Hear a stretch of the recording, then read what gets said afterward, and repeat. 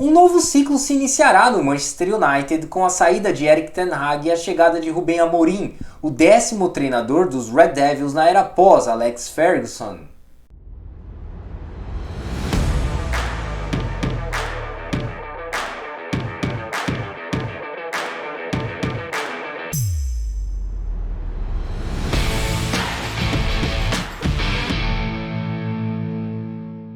Bom, a notícia mais anunciada do futebol nos últimos tempos enfim se confirmou, tendo em vista que Erik ten Hag não é mais treinador do Manchester United, dando lugar a Ruben Amorim, que assumirá o seu antigo posto somente a partir do próximo dia 24, com contrato válido até 2027. Bom, para abordar esse tema que agitou o noticiário esportivo europeu e mundial nos últimos dias, eu vou tentar ser o mais breve possível para esse vídeo não ficar muito longo. Vamos lá.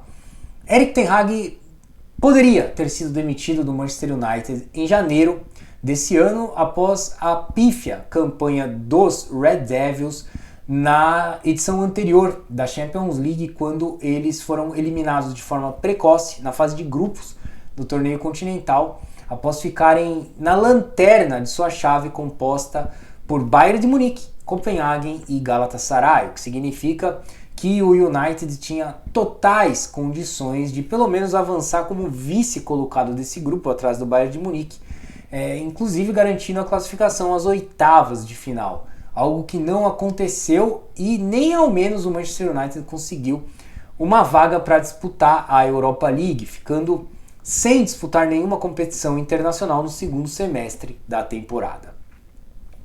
Ainda assim, a nova diretoria do Manchester United, liderada pelo britânico Dean Ratcliffe, manteve Erik ten Hag no cargo, muito porque queria passar a imagem de não ser uma gestão imediatista e pelo fato do Manchester United estar no meio da temporada, tendo a metade da temporada inteira ainda pela frente. Então eles entenderam que não era o momento de uma mudança.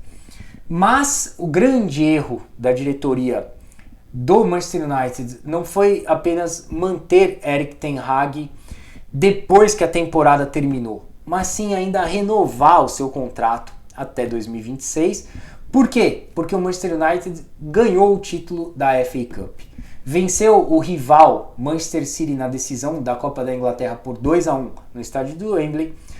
Vamos lembrar, que notícias davam conta de que o clima no vestiário do Manchester United não era nada bom naquela oportunidade. A relação entre Erik ten Hag e os jogadores era péssima, muito por conta da comunicação. Ele nunca foi bom ali para lidar com seus jogadores. O tato entre eles, os atletas, não era bom, muito devido à sua forma ríspida de se comunicar, às vezes até expondo os jogadores. Até é importante lembrar que os jogadores ficaram totalmente contra o Erik ten Hag naquela situação envolvendo Jadon Sancho.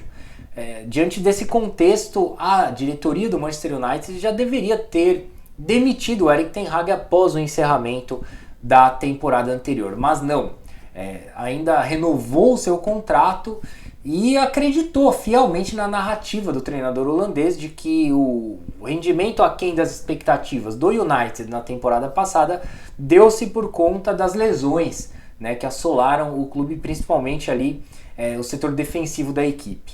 Então o Erik ten Hag permaneceu no cargo e acabou sendo demitido mesmo após o encerramento da 9ª rodada da atual edição da Premier League, quando os Red Devils perderam do West Ham. Sim, o fraquíssimo West Ham de Julen Lopetegui, que não ganha de ninguém, ganhou do Manchester United no Estádio Olímpico de Londres. Um jogo até que demonstra claramente o que foi esse fim da trajetória, esses últimos dias de Erik ten Hag no Manchester United. Um time inoperante, sem confiança e com baixíssimo índice de aproveitamento nas finalizações. O gol perdido pelo Diogo Dalot, quando o jogo ainda estava 0-0 nos 30 minutos do primeiro tempo, foi inacreditável. Então isso já diz tudo. Erik ten Hag se despede do Manchester United de forma melancólica, sem deixar nenhuma saudade. Não por um acaso, essa relação de pouco mais de 2 anos aí entre Erik ten Hag e Manchester United termina com o clube inglês ocupando apenas a 14ª posição na tabela da Premier League, a 7 pontos do G4 e a 7 pontos do Z3, ou seja, com a temporada totalmente comprometida e uma campanha bastante aquém das expectativas para um clube que investiu mais de 200 milhões de euros na última janela de transferências. Esse foi o panorama aí durante a passagem de Erik ten Hag por Old Trafford, né? Muito investimento e pouco futebol. De qualquer maneira, toda a demora que o Manchester United teve para demitir Erik ten Hag, ele não teve para contratar o seu sucessor, Ruben Amorim, tendo em vista que pouco mais de 24 horas após a queda do treinador holandês, o Manchester United já dava como praticamente certa a contratação do treinador do Sporting Clube de Portugal, que receberá do United 10 milhões de euros devido ao pagamento da multa rescisória prevista no contrato, mais um plus de 1 milhão de euros a mais, porque o Manchester United está contratando também alguns membros da comissão técnica de Ruben Amorim, o Sporting Clube de Portugal, que fez jogo duro, né? Jogo duro dentro das 4 linhas, é necessário salientar, tanto é que o Ruben Amorim ainda cumprirá um aviso prévio aí e assumirá o comando técnico do Manchester United somente após o encerramento da próxima data FIFA, a última data FIFA de 2024. Até lá, Ruud van Nistelrooy, que já comandou o Manchester United na goleada por 5-2 sobre o Leicester e nesse último jogo contra o Chelsea, seguirá à beira do campo num período que inclui também os jogos contra PAOK e novamente o Leicester. Bom, mas quem é Ruben Amorim? Essa é uma pergunta que até um amigo meu, fã do Manchester United, e muitos torcedores do clube do norte da Inglaterra estão fazendo nesse momento, né? Existe essa dúvida.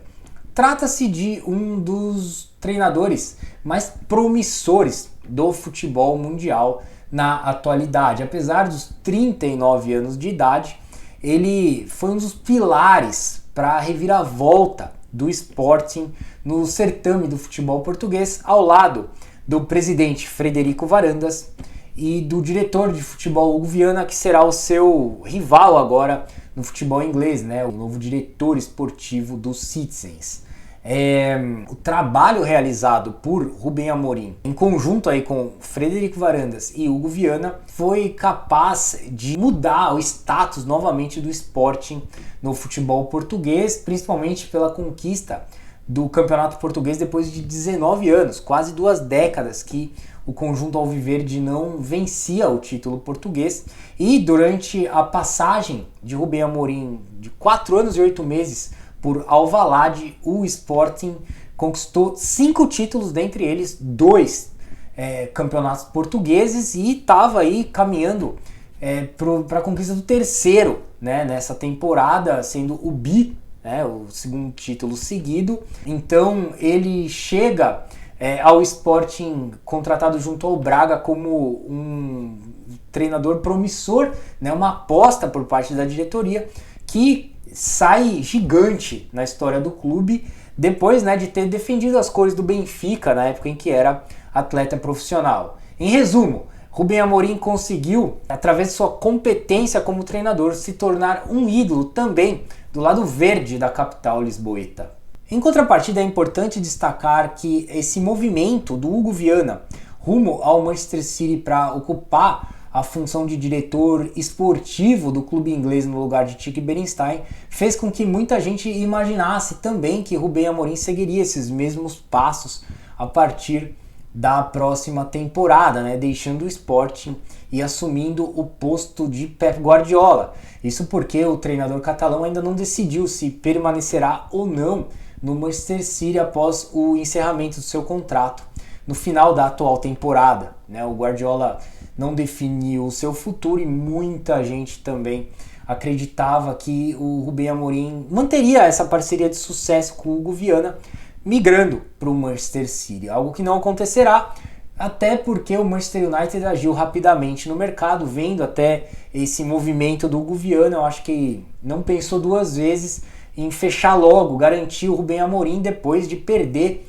a oportunidade de contratar, por exemplo, Thomas Tuchel no meio desse ano, o Maurício Pochettino, Gareth Southgate, que também vinha sendo bastante especulado ali pelos lados de Old Trafford depois da saída da seleção inglesa após a perda da Eurocopa, né? Então o Manchester United perdeu tantas chances de contratar treinador que dessa vez acabou agindo rapidamente, fechando esse acordo com o Ruben Amorim. Na minha visão, uma excelente contratação, tá? Dentre os jovens técnicos aí do futebol mundial na atualidade, eu acho que ele é um dos melhores, somente perdendo do Xabi Alonso, que obviamente não deixaria o Bayer Leverkusen nesse momento, né? Está absolutamente comprometido com o clube alemão. E o Simone Inzaghi, da Inter de Milão, outro grande treinador, mas que teria inúmeras dificuldades para dirigir o Manchester United pelo fato de não dominar o inglês, né? Ele não fala inglês, então seria muito difícil ali a comunicação com os atletas. Logo, diante de todo esse conjunto de coisas, eu acho que Ruben Amorim foi realmente a melhor escolha possível do Manchester United e tem tudo para entrar para as estatísticas como o primeiro treinador a alcançar o sucesso no United na era pós Alex Ferguson, né? Eu acho que o Ruben Amorim tem totais condições para isso, tem potencial de sobra para se tornar um grande treinador no Manchester United. E olha que eu estou me referindo aí ao Manchester United, né? Uma verdadeira máquina de moer treinadores e jogadores também, né? Quem passa pelo Manchester United sai menor do que chegou. Isso é fato, acontece com treinadores e jogadores nesse período aí, desde a aposentadoria de Alex Ferguson em 2013, né? Foram 9 treinadores que passaram por lá, contando Ruud van Nistelrooy agora, né? Então eu incluo nessa lista aí os técnicos interinos e nenhum deles conseguiu alcançar o sucesso. E olha que tivemos treinadores experientes, jovens, né? Nesse período. Enfim, tudo que é tipo de técnico não dá certo lá. Eu acho que dessa vez vai dar certo sim com o Ruben Amorim. Por quê? Por uma série de aspectos. Primeiramente, porque ele tem condições de potencializar o futebol dos seus jogadores, né? No Sporting foi assim, a gente sabe da situação financeira dos clubes portugueses, né? Eles não têm o mesmo orçamento que os clubes ingleses têm, então são obrigados muitas vezes a contratar jogadores de mercados alternativos e resgatar alguns jogadores das categorias de base para lançá-los no time profissional. O Ruben Amorim desenvolveu muitos jogadores nesse período, né? E eu acho que ele mesmo pega jogadores e consegue extrair o melhor possível de cada um. Então esse já é o primeiro fato. O segundo, eu acho que ele é muito bom na parte da comunicação. Isso é fundamental. O Erik ten Hag não era péssimo, ao contrário dele. Eu acho que ele lembra muito o Jürgen Klopp nisso, né? Eu digo comunicação mesmo, trato com os jogadores e mesmo no trato com a imprensa mesmo. Acho que ele vai mudar mesmo o ambiente do Manchester United, esse ambiente interno e externo, né, perante a mídia. Então acho que isso vai ser muito importante, vai ser um passo a mais que o Manchester United vai dar. E eu acho que ele também é um treinador capaz de mudar o cenário de um clube. O que eu digo com isso? Por exemplo, igual o Unai Emery fez no Aston Villa. Ele chegou no Aston Villa no lugar de Steven Gerrard e rapidamente resolveu os problemas que haviam ali no clube de Birmingham há anos e anos, né? Hoje o Aston Villa briga aí diretamente por vagas na Champions League, lidera a Champions League nesse momento com 100% de aproveitamento, 3 jogos, 3 vitórias. Então ele mudou totalmente o status do Aston Villa. O mesmo ocorreu recentemente com Hansi Flick no Barcelona. Ele assume a equipe de Xavi Hernández basicamente com os mesmos jogadores e daquele futebol feio, chato, praticado por Xavi Hernández, o Barcelona se torna o time que joga o melhor futebol na Europa na atualidade. Isso é inegável. E, na minha opinião, Ruben Amorim tem essa capacidade. Eu acho que rapidamente o Manchester United vai começar a colher os bons frutos da chegada do treinador português ao Old Trafford. Bom, por fim eu não poderia deixar de falar da parte tática, né? Como o Manchester United passará a jogar agora sob o comando de Ruben Amorim. Certamente os Red Devils jogarão com 3 zagueiros agora após a chegada do treinador português. Isso acontecerá pela primeira vez desde a saída de Louis van Gaal ali do Manchester United, né? De lá para cá, sempre uma linha com 4 homens foi utilizada na defesa. Isso mudará completamente a partir de agora, já que Rubem Amorim tem como preferência o esquema 3-4-3 ou 3-4-2-1, como queiram, com 3 zagueiros construtores ali na defesa, com capacidade de fazer a saída de bola e poder de lançamento, já que uma das principais armas do Sporting de Rubem Amorim são as bolas longas, né? O Sporting costuma trocar poucos passes, jogar de forma mais direta, com muita ligação defesa-ataque, e os zagueiros têm papel fundamental em toda essa movimentação. Então, são 3 zagueiros construtores que costumam jogar ali nas equipes de Rubem Amorim, com o meio-campo tendo 2 volantes bem marcadores, tá? Sendo um deles que exerce muito bem o box-to-box, né? Ajuda tanto no apoio ao ataque quanto no apoio à defesa na marcação. E os alas costumam atacar bastante o corredor, né? Dando maior profundidade ao time, por vezes até funcionando como verdadeiros pontas e dando também maior amplitude ao time, né? Abrindo mais o campo. Já mais adiante, uma dupla de meias ofensivos tendem a cair por dentro e pelos lados, né? Se movimentando bastante, com um mais rápido e veloz e outro mais técnico e forte fisicamente. Enquanto no ataque quem se beneficia é o atacante que joga como referência, fazendo o pivô e muitos gols, por receber uma quantidade absurda de bolas, a julgar pelos 20 gols e 4 assistências do centroavante Victor Gyökeres em 16 partidas defendendo as cores do Sporting na temporada 2024-2025.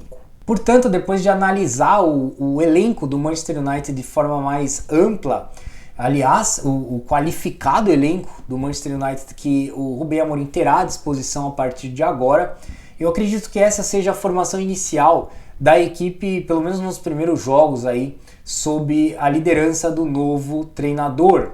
No gol, obviamente, André Onana. Na zaga, eu acho que o Casemiro entra como líbero para qualificar mesmo a saída de bola ao lado do Matthijs de Ligt e do Lisandro Martinez. No meio-campo, certamente estará Manuel Ugarte, ex-jogador de Rubem Amorim no Sporting, juntamente com Kob Mainoo, compondo uma dupla de volantes. Nas alas, eu acho que jogarão Diogo Dalot pela direita e Nossar Mazraoui invertido na esquerda, né? Pois eu acho que o Rubem Amorim não utilizará o Luke Shaw devido à qualidade técnica mesmo do lateral inglês. E mais à frente eu acredito que a dupla de meias deva ser Marcus Rashford e Bruno Fernandes, com Rasmus Højlund no ataque, tendo como opção ainda Joshua Zirkzee, recentemente contratado junto ao Bolonha. Então, para finalizar, eu acho que quem perderá espaço de acordo com as características do Rubem Amorim são figuras como Harry Maguire, Luke Shaw, Christian Eriksen e Mason Mount. Bom, então é isso aí, eu vou ficando por aqui, eu agradeço mais uma vez a sua atenção